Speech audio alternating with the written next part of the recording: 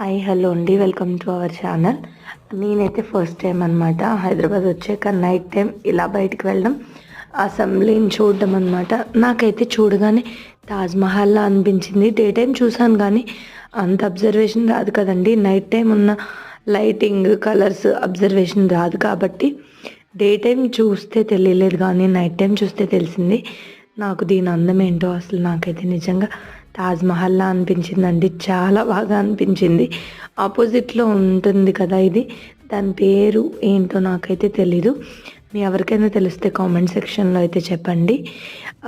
Okay, ఇది కూడా బాగుంది. దగ్గర నుంచి వచ్చిన తర్వాత నేను ఒక చిన్న క్లిప్ వీడియో అయితే తీసాను.